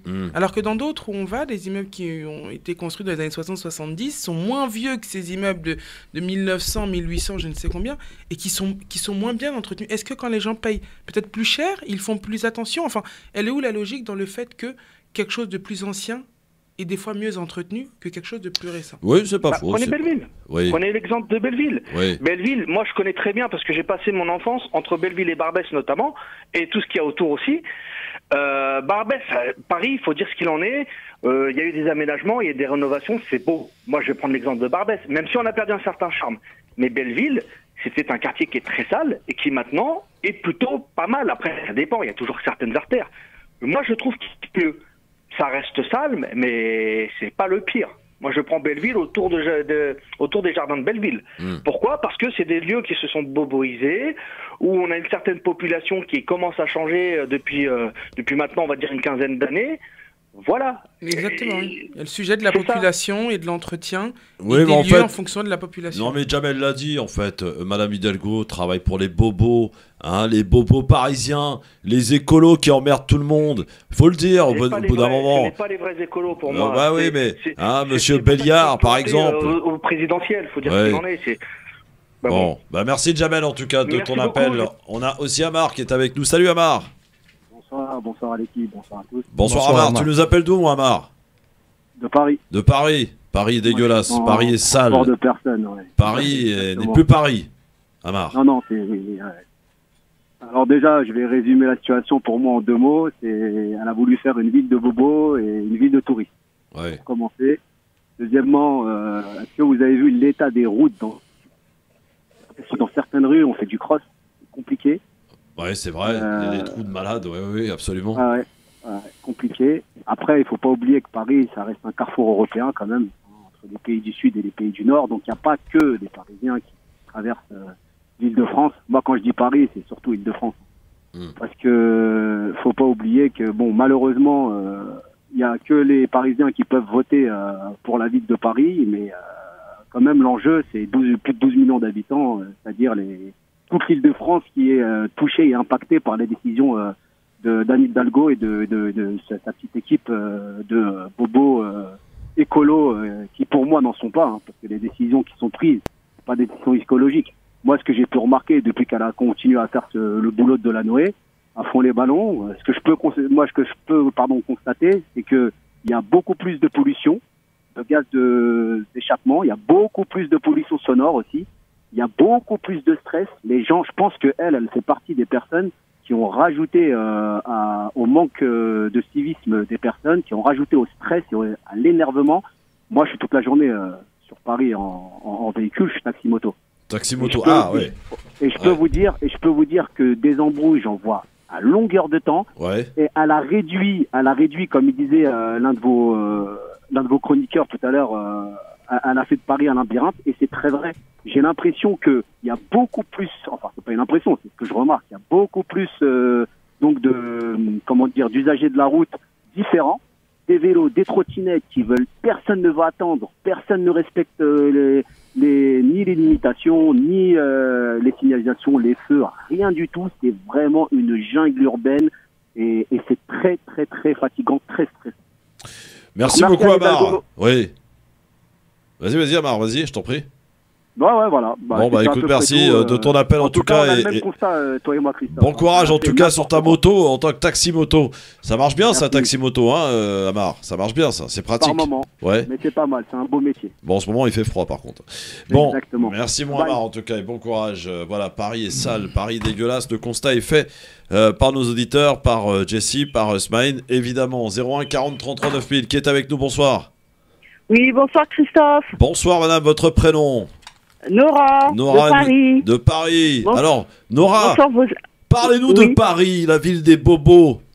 Ah bah, figurez-vous que l'autre fois j'étais au cinéma, j'ai trouvé une petite souris. Ah ouais, ah bah c'est super. Elle est venue regarder le film avec vous, c'est ça? Ouais, c'est ça, et vous l'avez appelé comment? Et c'est pas la première fois, j'en ai vu une aussi, enfin là c'était à UGC des Halles. Et vous avez crié ou pas? Ah bah, j'ai été voir le monsieur qui travaillait, l'agent qui travaillait au cinéma. Ouais. Et puis il me disait que lui, ce qu'il disait, c'est qu'en fait, il y avait des gens qui laissaient des pop-corn. Mais j'ai dit, mais dans ma tête, j'ai dit, c'est vrai. Non mais c'est vrai en plus. Moi j'ai été au cinéma ce week-end, c'est dégueulasse. Hein. Les gens sont dégueulasses en fait. On en revient, ces incivilités. Bah oui, c'est les incivilités en fait. Et c'est vrai. C'était un petit mulot qui bon, il a dit on m'entende et puis il s'est barré quoi. Bah oui, bien sûr, ouais, bien sûr. Bah, voilà. C'est vraiment. Mais bon, pour en revenir à la saleté, c'est vrai que les gens ils crachent. Et il y a les crottes de chiens, les déjections de chiens. Enfin bon, c'est. Ouais. C'est vraiment, faut faire attention quand on marche, quoi. Hein. C'est vraiment. Ah oui, faut regarder effectivement, fixer les yeux. Et vous savez, pardon, Christophe, je vous interromps. Mais vous savez qu'en Suisse, rien qu'un crachat, c'est une amende. Hein. En Allemagne aussi. En Allemagne aussi. Alors, vous allez en Allemagne, par exemple, sur les aires de repos en Allemagne. Effectivement, vous payez pour aller faire vos besoins. mais c'est propre, c'est archi propre. Vous allez dans les stations-service ou les aires de repos en France, c'est dégueulasse. Ça s'est dégradé, Christophe. Ah ouais, non, c'est vraiment... Dans le temps, c'était pas le cas. Hein. Et d'ailleurs, là-bas, il y a des portions d'autoroute où il n'y a pas de vitesse limitée, et il y a beaucoup moins d'accidents en Allemagne. Alors c'est vrai que quand il y a des accidents, ils sont très graves, mais parce que l'incivilité aussi sur la route est beaucoup moins présente qu'en France. En France, c'est la jungle, c'est vrai, ça conduit n'importe comment, ça respecte pas le code de la route. Et voilà, donc c'est vraiment ce type d'exemple qu'on a, c'est un problème de discipline, d'incivilité en fait. Et elle a raison, Nora. Au cinéma, tu vois, quand tu vas regarder un film tranquille, tu prends tes pop-corn tranquille, et ben après tu nettoies ta place, je veux dire, c'est normal en fait. Tu t'en vas. C'est ce qu'on a vu pendant la Coupe du Monde à Doha, quand on voit que les Japonais étaient en train de ramasser derrière eux. Ah oui. Bah oui. Ça fait le tour du monde, mais on devrait même pas applaudir, c'est une honte. Enfin, ce que je veux dire, c'est que on devrait avoir honte de s'étonner que des gens nettoient après eux. Ouais. C'est censé être normal. Moi, je pars du studio, je range ma selle, et si j'ai bu dans une bouteille d'eau, ben je la jette. Tu la jettes, voilà. C'est vrai que tout le monde ne fait pas ça. Je veux pas te donner de nom, mais tout le monde ne fait pas. En tout cas, bon, c'est vrai qu'au Japon, par exemple, quand vous prenez le métro, un copain à moi qui est parti prendre le métro à Tokyo, il s'est dit, il a été choqué parce qu'en fait, les gens font la queue. Tu sais, il y a une espèce de queue qui se forme pour monter dans le métro. On laisse des gens descendre. Et ici, c'est la jungle. Quand tu montes dans le métro, on n'attend pas que l'autre descende. C'est celui qui montera le premier. Ça se bouscule, ça s'embrouille, etc. Au Japon, si t'as le malheur de passer devant, tu te fais engueuler direct. Hein. Enfin voilà, c'est un problème de discipline en fait. On y revient en fait. Ma chère Nora, merci beaucoup. Je vous en prie, merci. Bonne soirée. Et bon ciné, le prochain film que tu iras voir avec une souris, bah tu nous tiendras au courant. Hein. Là, ça va être comment on appelle ça? Vous savez la fameuse souris qui fait la cuisine, là. Ah oui, oui. Ratatouille. Ratatouille. Oui. T'as été voir quoi d'ailleurs comme film? Avec 4 roues, je crois, sur Paris. Nora, t'as été voir quoi comme film? J'avais été voir, je sais plus honnêtement, j'avais été voir Sous les figuiers. Sous les figuiers. Tunisien. Ah oui, d'accord, oui, j'en ai entendu parler, oui, ok. Oui, c'est un beau film, hein, mais après, je sais pas s'il est encore dans les écrans, mais... Non, ça m'étonnerait. Merci beaucoup en tout cas, Nora. Allez, je vous en prie, bonne à très bientôt, bonne soirée. Voilà, donc voilà, on en revient là. C'est un problème d'incivilité, bien entendu. Ah bah là, ça appelle, là, hein, pour parler de Paris, il y a du monde. 01 40 33 9000, bonsoir, qui est là? Bonsoir, je m'appelle Myriam. Bonsoir Myriam, vous nous appelez d'où ma chère Myriam?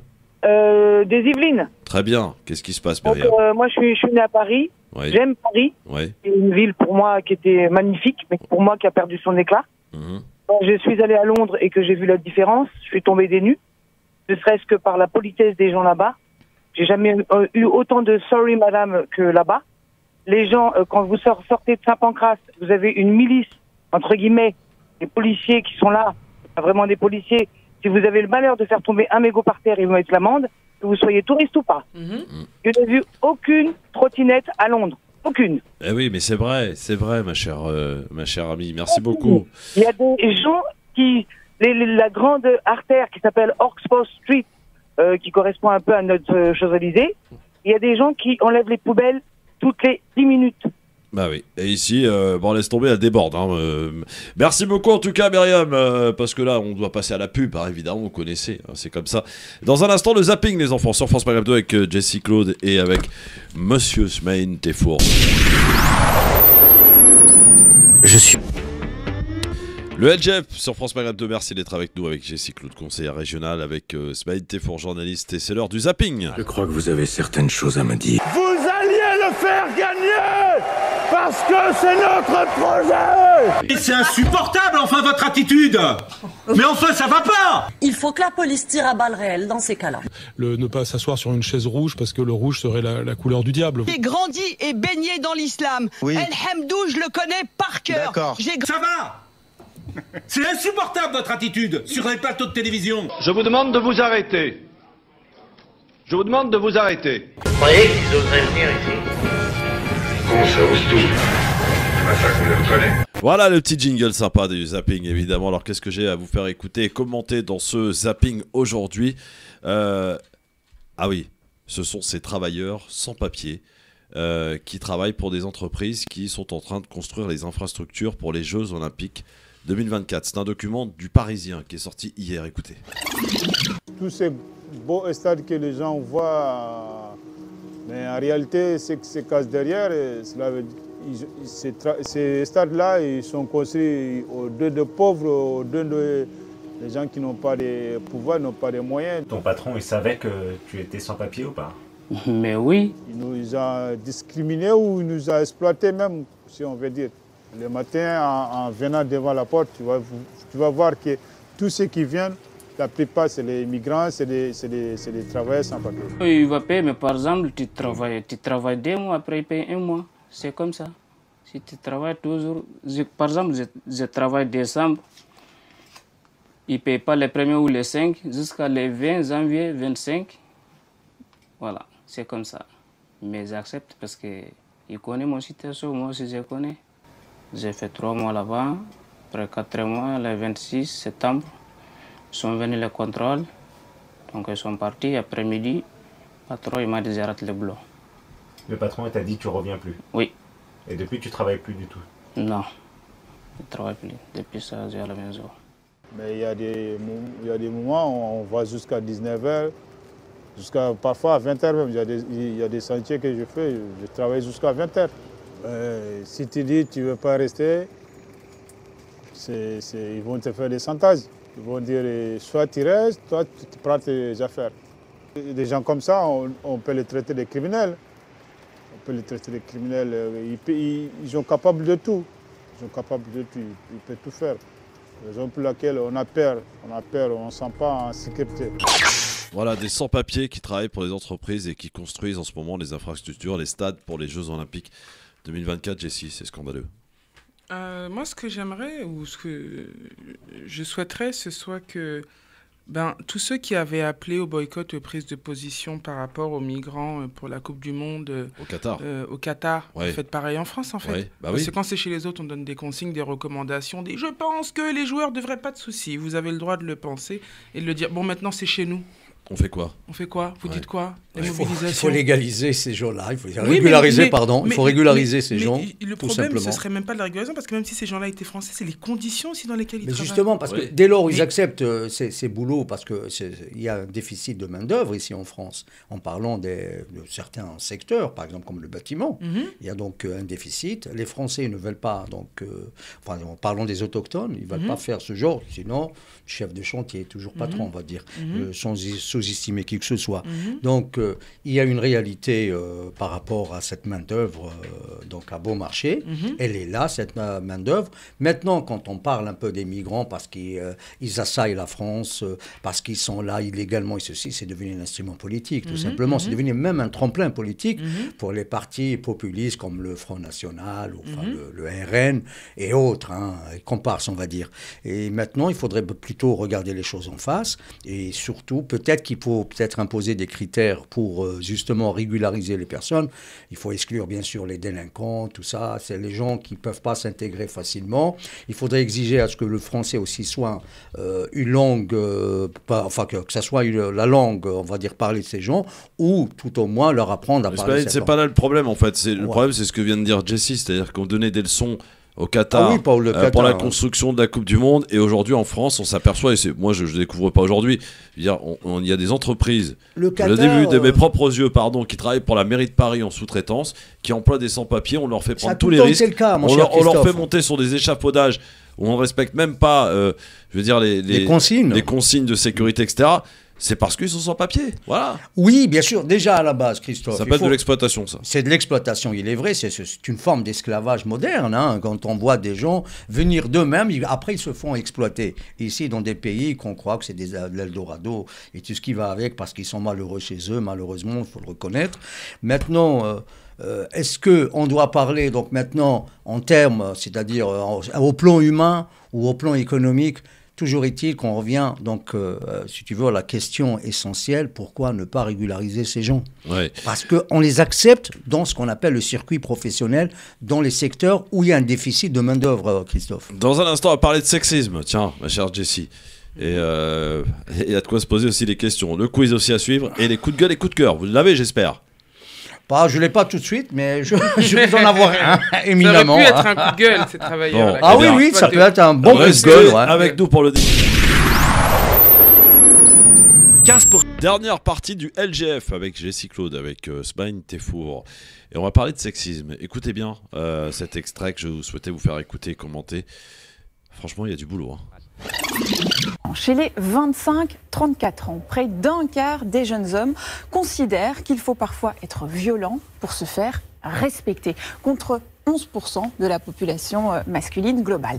Et 20% des hommes de cette tranche d'âge pensent qu'il faut vanter ses exploits sexuels. C'est 2 fois plus que la moyenne. Conscientes d'ailleurs que le monde est ainsi fait, les femmes ont intégré le sexisme dans leur quotidien. Alors elles s'adaptent et elles renoncent. Elles renoncent à faire des activités seules, plus d'une femme sur 2, à s'habiller comme elles le souhaitent, là aussi plus d'une femme sur 2, à ne pas parler trop fort ou à hausser le ton. Elles savent aussi où elles ont le plus de risques de vivre ces situations. C'est la rue et les transports en commun en première position. Plus d'un homme sur 2 considère que les hommes et les femmes sont traités de la même manière. 4 hommes sur 10 pensent qu'on s'acharne sur les hommes. 16% d'entre eux pensent encore qu'une femme agressée sexuellement peut en partie être responsable de sa situation. S'il est si difficile de faire évoluer les mentalités, c'est que le sexisme est partout, tout le temps. Ce qu'on pourrait croire n'être plus que des clichés qui appartiennent à un autre temps sont toujours en 2022 des croyances persistantes. Incroyable quand même, Jessie, hein. Je pense que ce qui est le plus incroyable, c'est que ces chiffres sont grandissants. C'est ce qui est assez embêtant, malgré tout ce qui est mis en avant, malgré les campagnes de sensibilisation, malgré les témoignages, malgré toutes aujourd'hui les chaînes qu'on voit se développer sur les réseaux sociaux, mettre en avant les dérives, mettre en avant les témoignages des victimes, que des personnes arrivent encore, malgré tout ce qu'on voit, à avoir des réflexions ou des positionnements pareils.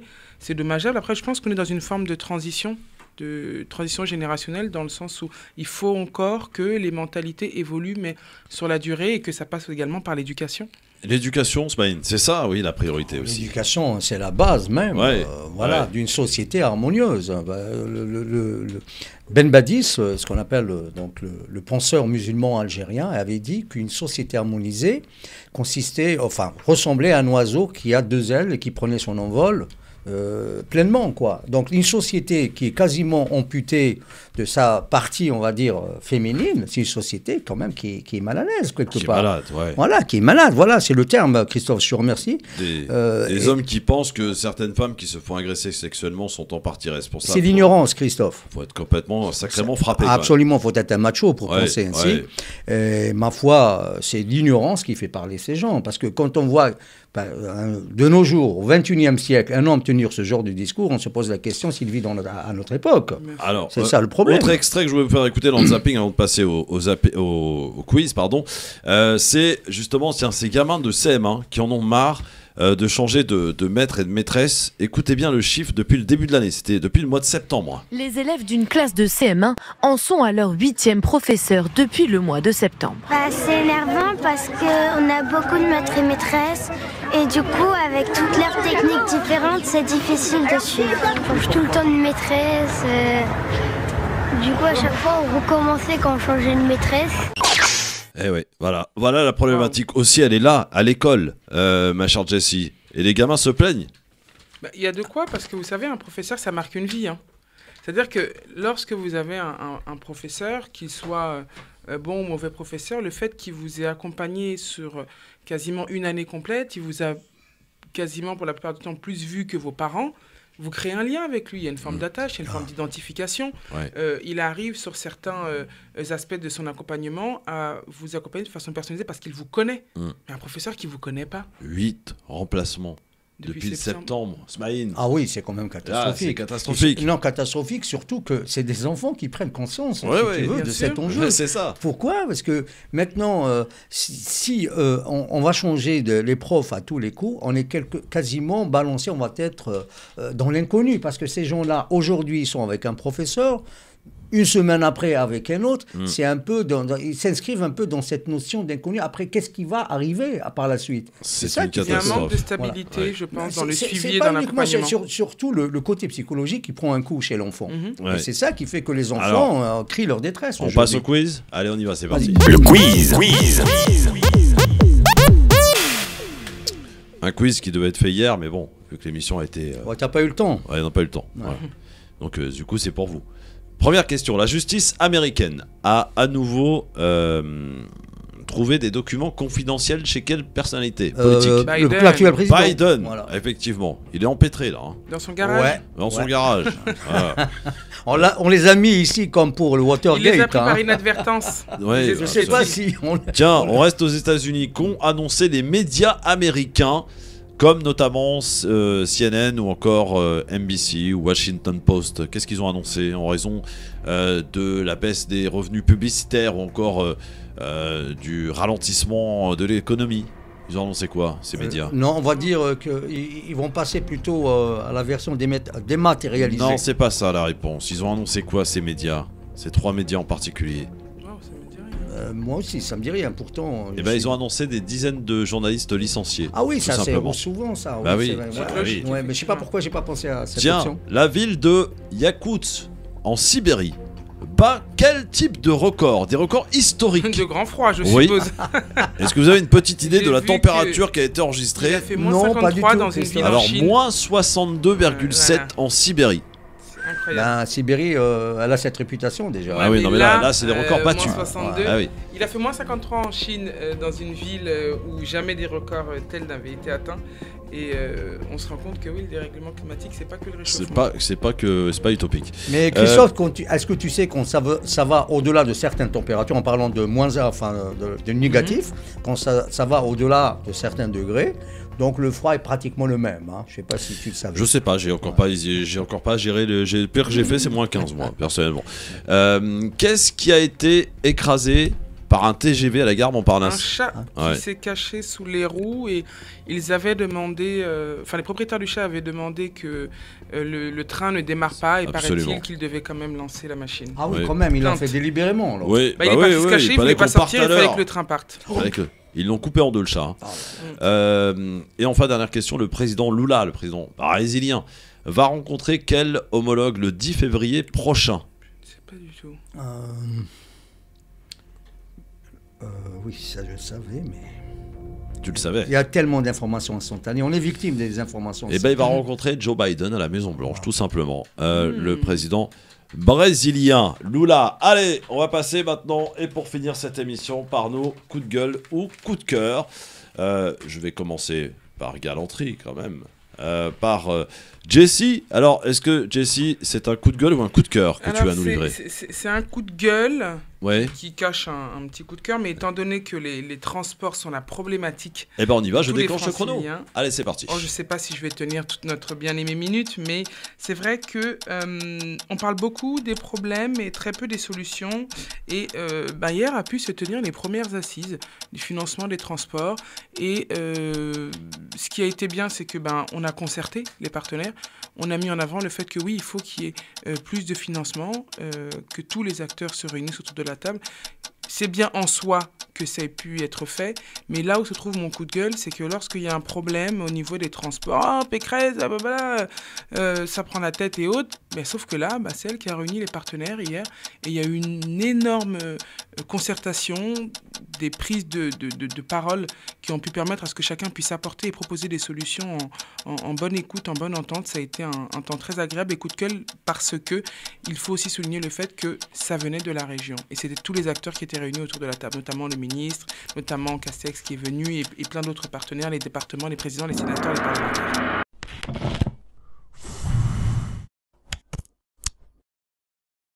France Maghreb 2, France Maghreb 2.